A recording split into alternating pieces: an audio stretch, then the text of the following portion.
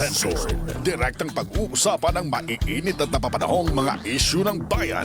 Punchline. Walang paligoy-ligoy. Direktamenteng hihimayin ang mga kontrobersyang bumabalot sa bawat isyung tatalakayin. Punchline. Punchline. Ermin Garcia Jr. at Idol Mark Espinosa. Punchline. Idol, kasama niyo po pa rin, Idol Mark Espinosa. Kasama na po natin via Zoom si Sir Ermin Garcia Jr. Pabati mo na po natin, Sir Ermin. Magandang katapusan ng Marso 31. Magandang umaga po. Pagbati po ninyo. Magandang umaga, Mark, sa mga followers mo, Idol. Opo. Sir Ermin, unahin ko na. Painit na itong ating local campaign period. Kanya-kanyang mga patutsadahan. Particularly, unahin ko na dito sa Dagupan City kasi mainit na pinag-usapan natin last Monday yung pagkakaantala ng project na Mother and Child Hospital. Pero ngayon, parang ito yung laman ng mga topic sa mga press conferences. Kamakailan nag-press conference ang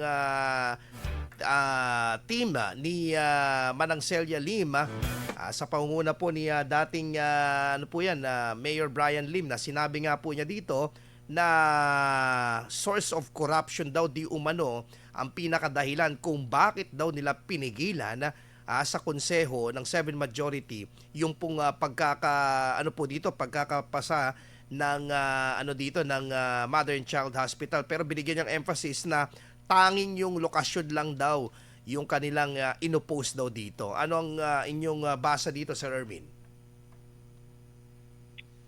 Halata naman political agenda lang ang pinamumunan nila, hindi yung interest ng mga taga-Dagupan eh. Mm-hmm. Alam mo, kahit na saan yung ilagay dapat, inisip dapat nila, ang Mother and Child Hospital is a unique hospital. Kahit pa paano, ilalagay mo yan sa Dagupan. Mm-hmm. Walang rason yung sasabihin nilang dahil sa location. Ano sila? Anong klase mga konsehal yan? Akala ko iniisip nila pa itong sabi nila para sa Dagupan. Para sa kanila lang yan eh. Ayaw lang nila kasi mapunta yung credit kay Mayor Belen. Mm-hmm. Gusto nila sa pangalan ng mga Brian Lim, yung credit na yan. Political lang ang agenda yan. Pinabayaan na naman nila ang taga-Dagupan dahil lang dyan sa pagkakapolitika nila. Kasi noon naman, nasa kanilang poder na yan eh. Anong ginawa nila? Wala silang nagawa. Ngayon na naman, 3 taon nilang inupuan. Rason ba yun? Mm-hmm. 3, maniniwala ako, sabi ng 6 months, okay, nadili ng 6 months. 1 year, okay, pwede pa. 1.5 year, o sige na. 2 years, ay, pwede pa, sige. Ginawang 3 years, so dito siyempre na-cancel.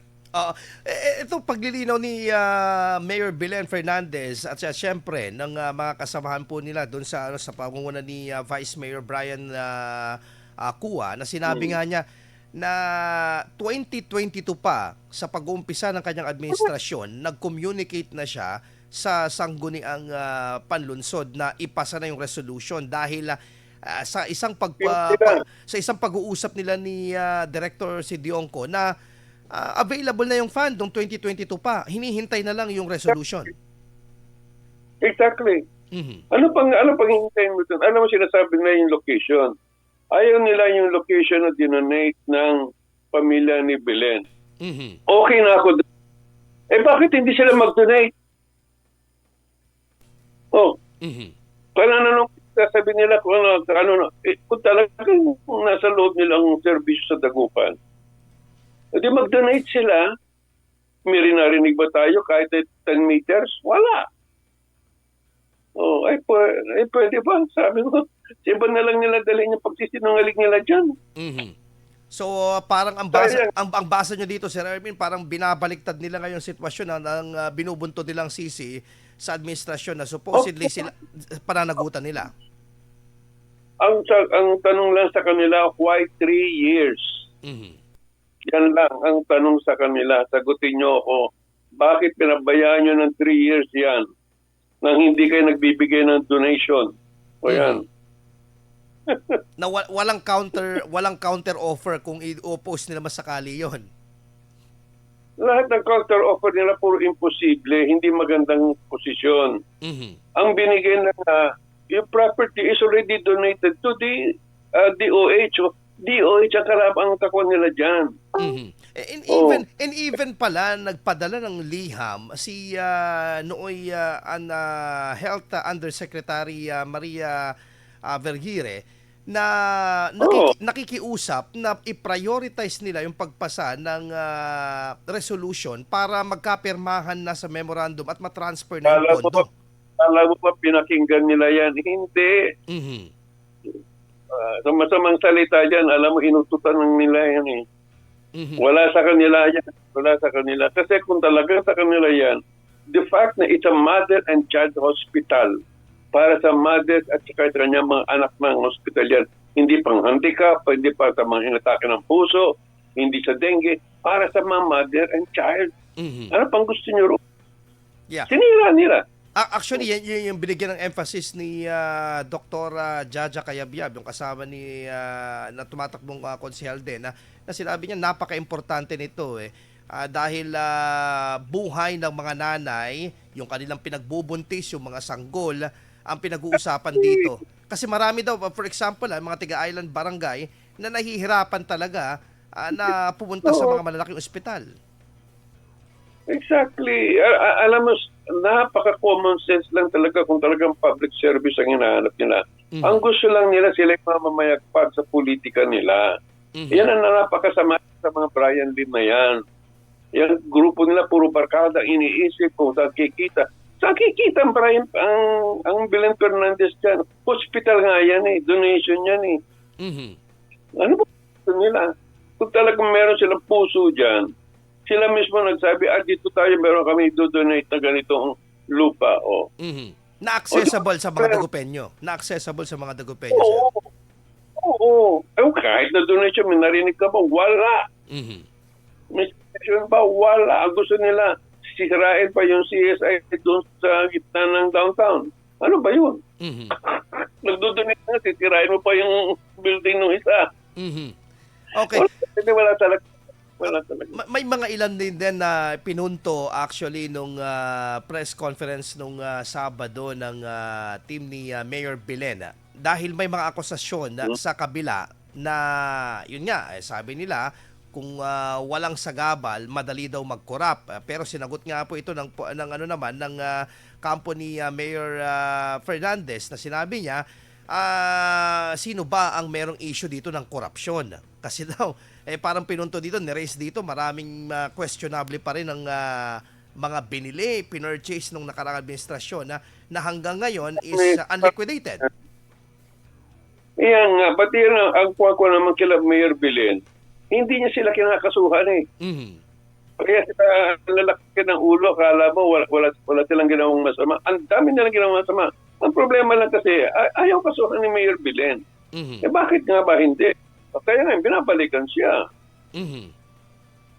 Kaya, ang kuha ko nga dyan, sa Apple Life ng mga yan, yung mga Parin Brian, pwede ba? Huwag na kayo magpalusot. Talaga nabisto na kayo. Kung ano nang pinagagawa nyo, gusto nyo puro kita. Pati yung waste to energy, pinakikitaan pa nyo. Mhm. Ay, Actually, parang Ayan ba? nabanggit nyo yan, Sir Ermin.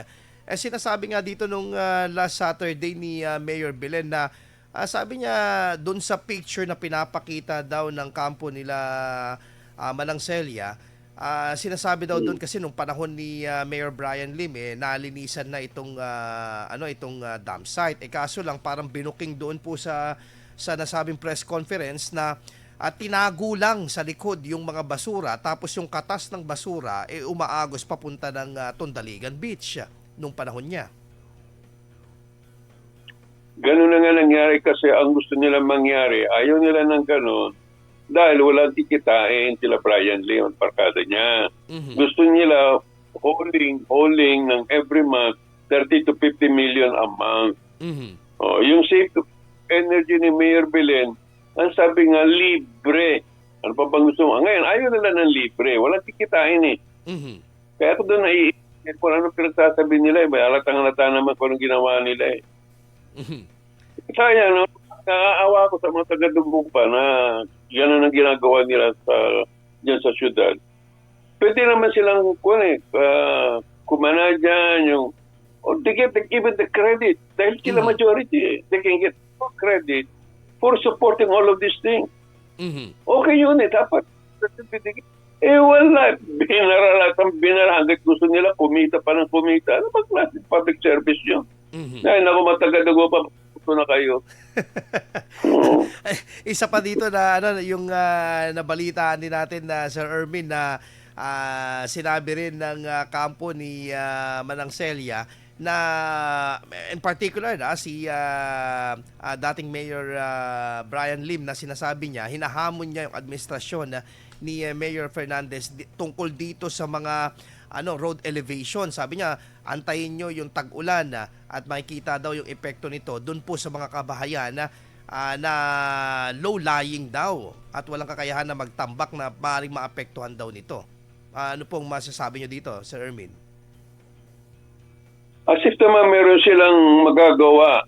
Ang Dagupan is already below sea level. Kung hindi mo pa ayusin yung commercial areas mo, saan pupunta yung mga tao? Saan sila maghahanap buhay? Saan sila? Yung ganun. Kaya nga ang kailangan dito, yung mga walang sisihan dito kasi ang pwedeng sisihin mo lang dito is the fact that the city is already below sea level. Kahit sa pagtaas ng mga kalye, yan ay para matuloy ang ekonomiya ng Dagupan. Kung walang ekonomiya ng Dagupan, gutom ang mga taga-Dagupan. Ano ba klase mga rason yung mga yan? Makahanap lang sila ng pera. Hindi naman pwede yun. Sila nga dapat nga sila mismo. Ang maganda pa nga niyan, hindi nila sinasabi, sila ang nag-propose niyan. Yan ang niyan. Kaya nga umabot na sa si Brian Limong Mayor, nag-propose pa niyan. Ang ito sabihin niya, masama yan? Ano siya? At tanong nyo sa DOH kung sinong proposal niyan, sila, sinira lang nila kasi ayaw nga nila ulit na maging credit yan sa kay Belen Fernandez. Tingnan mo nangyari ngayon sa mga Arellano kung saan naayos. Ito, ang buhay. Walang baha dun sa mismong commercial district, no? Nawala na. Pwede ka na maglakad. Hindi yung doon na kung saan ka sasek, pati tricycle, hindi ka pa itatawid Kawawa yung mga estudyante. Saksi tayo dyan na kawawa yung mga estudyante nagpapatintero sa baha Exactly. Ayaw pa nga silang kung hindi sila magbayad ng 50 pesos, 60 pesos. Pwede ba yun? Sabi ko, naman din na nag-iisip sila Brian Lim Ang iniisip pag nila paninira, hindi yung mag-suggest kung paanong gagawin. At tanongin na natin sila, anong plano nyo, suggestion nyo dito sa problema ng below sea level at ang Dagupan? Actually, Sir Ermin, parang yan din yung pinunto din nung last na press conference nila Mayor Belen Fernandez. Sabi nga niya, nung panahon naman nila, ang tanong, na-address ba nila? Kasi yan yung battle cry nila. Kaya nga sila nawala daw sa pwesto dahil hindi nila na-address itong mga problema na ito. Kasi gusto nang atupagin yung pagkikitaan. Ayan ang problema kila Brian Lim Sila Reder Pemihia, sila Alfie. Ay, naku. Sobra talaga. Imbis na sabihin nilang, tutulong tayo, okay? Doon sa mga barangay na lumulubog. Ano ang mga measures na pwede i-submit? Para punduhan, para mabawasan ang paghihirap. Ginagawa na, sisihan pa ng sisihan. May magagawa ka ba pag bumabaha ng buong Dagupan? Wala. Okay. So, yun. Talagang pinakamalinaw dito kung sino ba ang kasi hinahamon na rin kasi naghahamon ng debate actually ang kampo nila Manang Celia. Magbati sila para makuha sila ma-attraction niyan sila Brian. Kaso lang sabi ni Mayor Belen, anong pagdidebatehan namin? Kumpara na lang natin yung accomplishment ng administrasyon ko kumpara sa administrasyon nila. Okay. Ay pakita lang ni Belen yung litrato ng baang buong Dagupan basta high tide lang yan High tide lang. Wala pa mga bagyo-bagyo. Okay.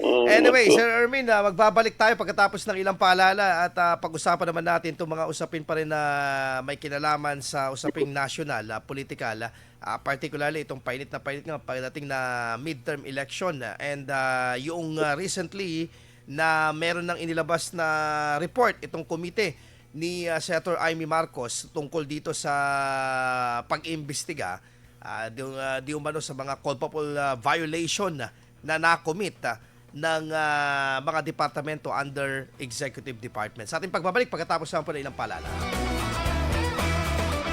Punchline. Fofo, I think we really need to buy a chess.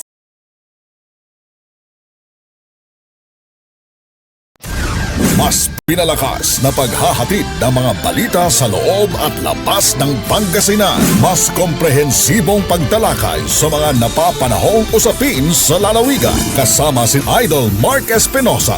Yung pong long-term solution po dapat po na ginagawa ng gobyerno pagdating dito sa pag-stabilize ng mga bayarin. At ang iba pang mga idol mo sa balita at impormasyon. IFM News. Mapapakinggan araw-araw alas 5 hanggang alas 8 ng umaga, alas 12:30 hanggang alauna ng hapon, at alas 5 hanggang alas 5:30 ng hapon. Dito lang sa #1 Music and News FM mo, 104.7 IFM Dagupan, ang idol kong FM. Wala ka nang mamimiss na episode ng Dear IFM Idol. Makinig sa Dear IFM Best of the Best Drama tuwing Sabado, alauna hanggang alas 3 ng hapon. Makinig sa Dear IFM Best of the Best Drama tuwing Sabado, alauna hanggang alas 3 ng hapon. O diba? Kompleto ang drama ng week mo. Dito lang sa #1 Music and News FM mo, 104.7 IFM Dagupan.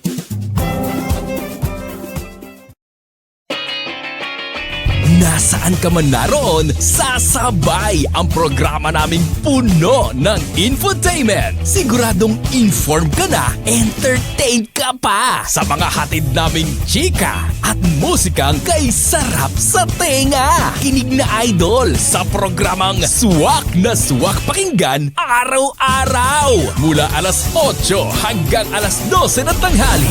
IFM sa umaga. Dito lang sa #1 Music and News FM mo, 104.7 IFM Dagupan, ang idol kong FM. Unfiltered, uncensored. Ermin Garcia Jr. at Idol Mark Espinosa. Punchline. Punchline. Nagbabalik po kami ni Sir Ermin Garcia Jr. Para po sa pag-usapan pa rin ng mga political po natin po na nakaka-apekto sa pang-araw-araw natin. Sir Ermin, bakit nyo nasabi na parang ito hindi na mahalin tulad sa mga nakaraang eleksyon? Itong 2025 very crucial. Itong pagpili natin from senators down to the local officials, Sir Ermin. Ang midterm election na ito is unlike any other in the past. Kasi nandito ngayon, makikita mo yung agenda ng national politics. Okay? Especially yung politics ng Marcos administration. Okay? Lahat, ang midterm dito is preparation really for the complete elimination of the Dutertes. Okay? Kaya nga pagdating dun sa Senate race, gusto nila manalo lahat para yung akala nila, makukuha nila na lahat yung para makonvict si Sara Duterte. Pangalawa, yung mga marami ngayon, yung mga party list ng mga kabit-kabit kawing ng mga congressmen. Okay, na kukunin nila lahat yung pera ng bayan. Tingnan nyo lahat yan. Kaya nga sinasabi ko, mag-ingat kayo mga sinasabing iboboto nyo mga tulpo-tulpo. 5 party list ang kanila dyan. Ang party list, pag pumasok yan, minimum of 200 million. Minimum a month. At Grabe. Okay, isa pupunta yan. Kaya wala mangyayari. Inalis na nga yung pera ng PhilHealth. Para dyan. binabaan pa yung budget ng education. Wala na, nawawala talaga yung direksyon ng Pilipinas. Doon ako na kinakabahan ngayon. Ano mangyayari sa mga henerasyon natin susunod? Dahil lang sa politika. Ng mga yung gusto lang nila mamayagpag sila hanggang 2028. Pwede pa. Sabi ko, pwede ba namang, gusto nyo ba makipaglaban ka ng harap-harapan ng diretsyo? Huwag yung ganyan, yung tao apektado. Ang ginagawa nilang ganyan, hindi naman pwede yan. Hindi na tama yan. Ngayon, magkita tayo dyan sa mga nilalagyan natin sa senador ng mga artista. Walang alam yung mga yan.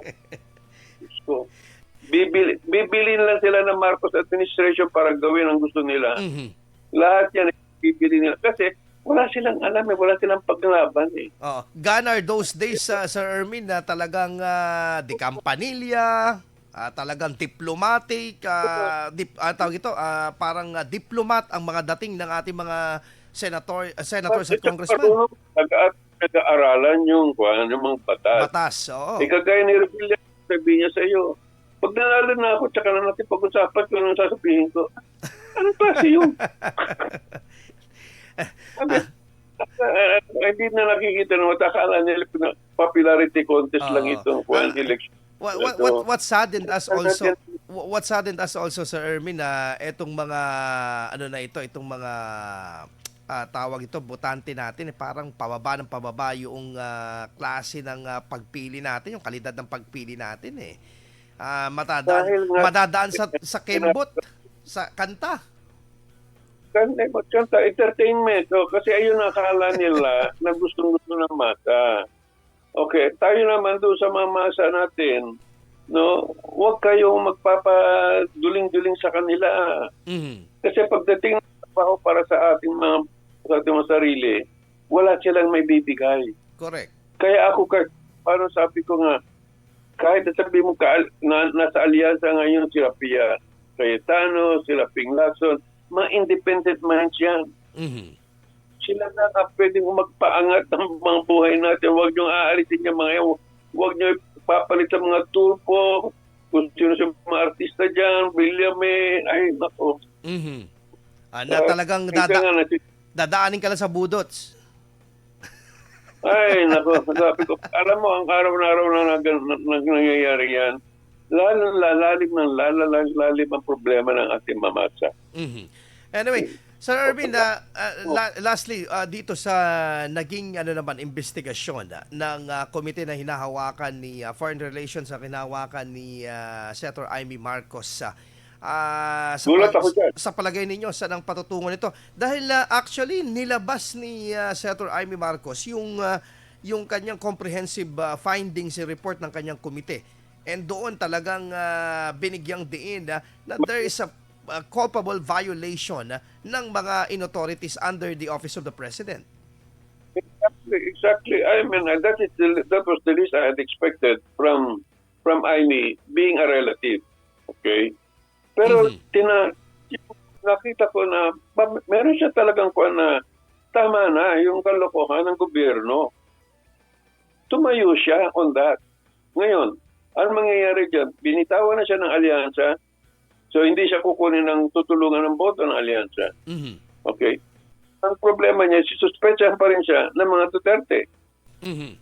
Doon ako na medyo kinakabahan. Because we need somebody with a mind ng ganung pag-iisip na lumalaban sa corruption.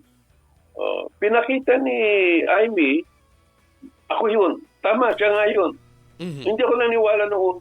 Naniniwala na ako na pwede nga dyan lumaban ng gano'n. Pero mo kapatid niya na mismo, ang mga tao kapatid niya. Hindi naman si Presidente mismo ang ginagawa niya.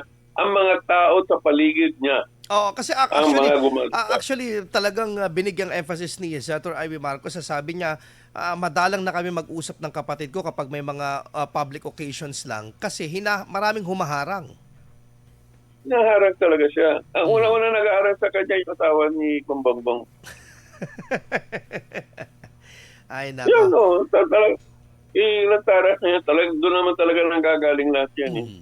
Silang dalawa Speaker Romualdez. Okay, Sir Ermin, sa ating propesyon bilang mga mamamahayag, ano sa palagay ninyo ang naghihintay na kinabukasan ngayon dahil medyo marami ng hakbang ang Malacanang just to for weaponizing etong mga committee hearing.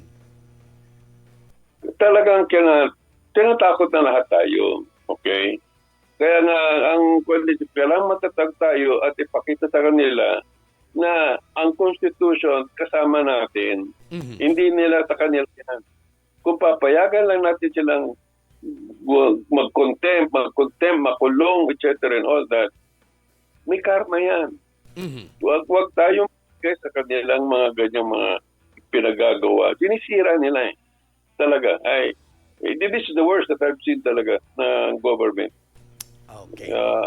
Dapat maluwag na ang discussion eh. At ito'y makatulong para makapag-isip ng tama ang ating mga mamamayan itong healthy discourse na ito. Vote buying legal. At saka lang nakita ng ganun. At yung Vote buying legal. Mag-exhibit ka ng mga milyon-milyon sa mga tao. Hindi dapat ganun. Nasa rule yan ng COMELEC rule. Vote buying is illegal. Sabi ngayon ng COMELEC, legal. Ngayon, naging legal na. Kasi bongbong yung kumpanya eh. Chairman eh. Ay, nako po. Ay, nako. Marami. Dasal. Yes, dasal at saka talaga, action para sa ating lahat na okay gagawin na kayo. natin. Anyway, maraming salamat sa Sir Ermin. Happy Monday. Ingat po. God bless po. Hello, Mark. Yes, sir. Maraming salamat po, Sir Ermin. Thank you po. Anyway, Idol,